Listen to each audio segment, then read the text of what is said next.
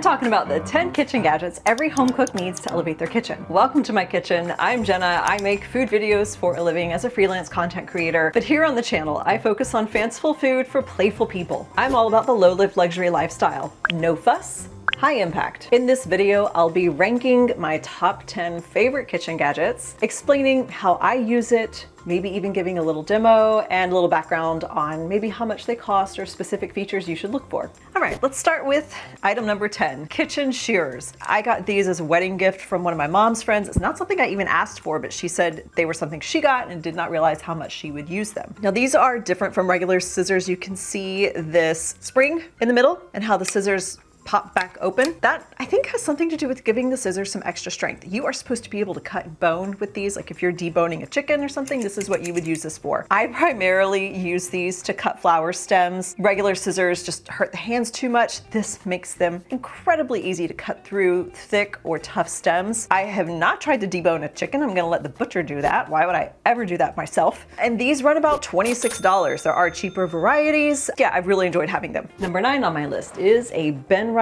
Mandoline. Specifically this one because look, it's just so small. It's very easy to store, doesn't take up a lot of space. Benriner is Japanese. This is a very sturdy plastic. I've had this for at least 10 years.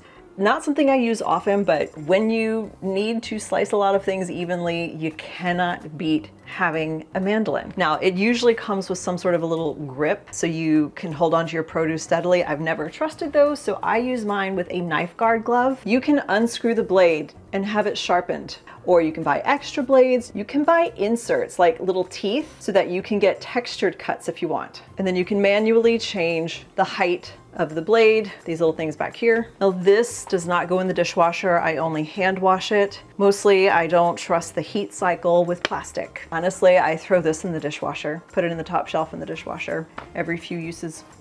Number 8, not so much a gadget, but maybe a tool.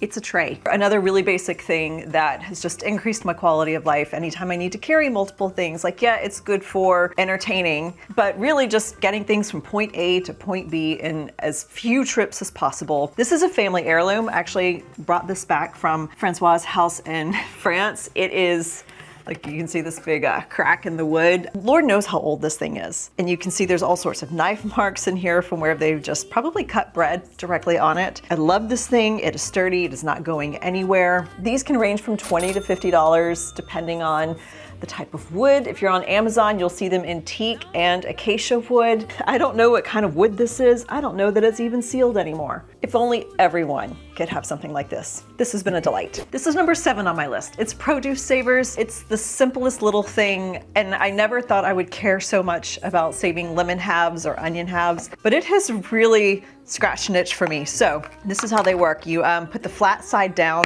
on the plastic part, and then you have this stretchy silicone that stretches over it, and then it twists and snaps. Now you've kept oxygen from getting to that open part of whatever your produce is. You have it for lemons, onions, avocados even. This is for tomatoes. Like I say, you get different sizes. I like that they're different colors to help you figure out what's in there so you're not opening it all the time. Helps produce last an insanely long time. They cost about $12 for a set of 4. Well worth the investment. Just one of those little things that really increases your quality of life. Had no idea it would help so much. My number 6 favorite kitchen gadget, I think everyone should have, is a tiny pot. This is a half quart pot, also known as a butter warmer. We've also made small servings of pan sauces to go with steak or chicken. When in the wintertime, when we're drinking chicken broth, this is just enough for about a cup, which the 2 of us will split. Same thing, heating up milk for hot chocolate, you just want a cup. This is just right. Larger pots that have a larger surface area, the liquid spreads out, you're more likely to scald it, completely boil it off. My husband and I, we're a child-free home, so we don't need a lot of large pots. We're not cooking for a lot of people, so this is just right. I have this half quart, a 1 quart, and a 2 quart. These 2 guys get used all the time, mostly because of the smaller surface area. The most important feature to look for is a good pouring spout. Since you'll mostly be using it for some sort of liquid, you'll want to be able to pour it without it, dripping all over the place. My number 5 tool is a kitchen torch. These are pretty straightforward. They use butane fuel. Turn it on, They have all sorts of safety mechanisms. It gets locked so you don't randomly like turn it on while it's in your drawer. And then you can do smaller flames or larger flames. For cinematics, I'll use the large flame. Still not that large. You most commonly use something like this on a creme brulee. I saw something at an omakase where they had the raw salmon sliced out and then their heavy duty, kitchen torch. They were like charring it just on the outside. I've seen them do that with slices of like raw Wagyu as well, raw steak, and just giving it like a really good char. The downside to something like this is that your food runs the risk of tasting like butane. I haven't had this one for that long. I don't love that the plastic sounds and feels kind of cheap. I bought it because the first one that I had was really difficult to refill with butane gas. You will eventually have to put more gas in here. So I had to buy one that had more of a universal adapter here on the bottom. So you'll just have to read the item descriptions to make sure you're actually getting that. Also make sure when you're buying the butane refills that it says universal lighter refill. It's pretty crappy to be in the middle of a recipe trying to use your kitchen torch and realizing you don't have any gas. I am going to demo my absolute favorite thing to do with this later on in the video with my #1 kitchen gadget. If you want to take a guess what that might be that I would use with a kitchen torch, I promise you, you will never guess. #4 on my list, vacuum sealers. We make big orders from our butcher and then like separate out the meat and then freeze them, in individual sizes. I have 2 vacuum sealers actually. This is Nesco. It is pretty hefty. You have to buy the bags in rolls and then you have to like seal them. You can cut them to size and all that jazz. And this machine can range from $130 to $240. The other one that I have, actually got from a client project called Chef Glory, also really fun to use. This is the vacuum part. It comes with its own bags and you get a set in different sizes. And you always need this little white thing to close it really well. And then the little vacuum, handheld vacuum, lines up with the port and pulls out the air. This is bacon. We do it with our hamburger buns and leftover fruit and all sorts of things. It is significantly more convenient than this big ass thing. Back when we just used regular old Ziploc bags, he was pretty notorious for not making sure they had closed all the way. So I'm getting double middle fingers now. Anyhow, yeah, I think every household should have a vacuum sealer in the interest of preserving food. The little Chef Glory runs about $100 for the kit with, I don't know how many bags, but you get some bags. I mostly hand wash these, but they are dishwasher safe. Now, if you're having fun with this list and this whole low lift luxury thing is your jam, subscribe to the channel. We've got a lot more content like this coming down the pipeline. Let's move on to #3. The #3 kitchen gadgets on my list, lucky favorite #3, tiny things. This is a 4-inch springform pan, a little 4-inch tart pan, teeny tiny little sheet pan. One of my favorite bakeries in the entire United States is in Los Angeles called Cake Monkey, and they make really tiny little layered cakes. And I went through a baking phase where I just wanted to make tiny things. I just realized how convenient it is to have just a small serving of a baked good. You can freeze the other cakes, or it's easier to give it out to friends. You want to play with different like frosting flavors with the same cake, so much easier. When you use these, it really depends on your oven. I think I lower my temperature by about 25 degrees and then bake about 10 minutes less, but keep an eye out on it and see what works for you. I use them more for prep, especially when I'm making my food videos and I have to put ingredients on something to carry back and forth, or I need something aesthetic. These have been perfect.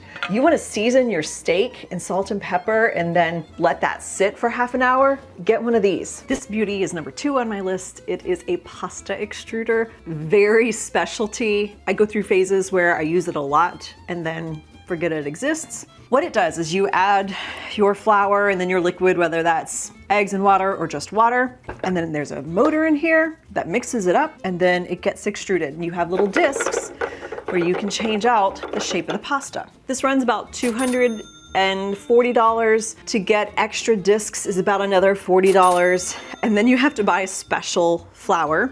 All-purpose flour does not work here. It needs to be a ground semolina, I think specifically. There's a whole Facebook group dedicated to getting the most out of your pasta extruder, particularly the Philips variety. Although people get strong preferences on the best brands and such. My favorite thing to do with this is spaghetti and then just a really fresh pesto.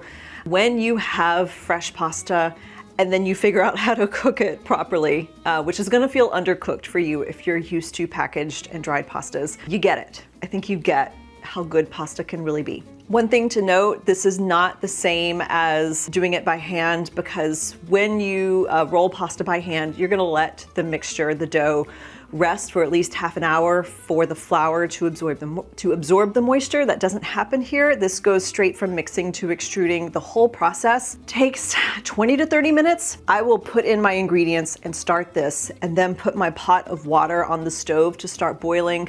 And by the time this is done, the water has reached boil point. So just to give you an idea of timing, pretty quick. If you know of a foodie that's getting married, this is a really fun wedding gift. And my number one kitchen gadget that I think every household should have is an egg cooker. I've had this guy for about 10 years. It's my favorite thing. I love eggs. This makes soft, medium, and hard-boiled eggs. Let me show you how it works. The egg cooker steams the eggs instead of boiling them, so they're easier to peel. It comes with its own water measurer depending on how many eggs you're cooking with, and even a little needle at the bottom to pierce the shell. You can find them for about $30. I don't think you need that many bells and whistles on it. It has its own timer. You don't have to set a timer. If you're doing deviled eggs, you should 100% be using an egg cooker. You can cook 7 eggs at a time, and then because you are steaming them and the shell is pierced, they peel much more easily. Part of my past life is that I worked on the auto show circuit, and I knew a girl who traveled with something like this. Some styles will come with little plastic dishes to put in this, so it still creates steam, and then you can steam things. Because we would be in hotel rooms for 10 to 12 days at a time, so one of her ways of saving money was that she would buy eggs and then greens like arugula or spinach.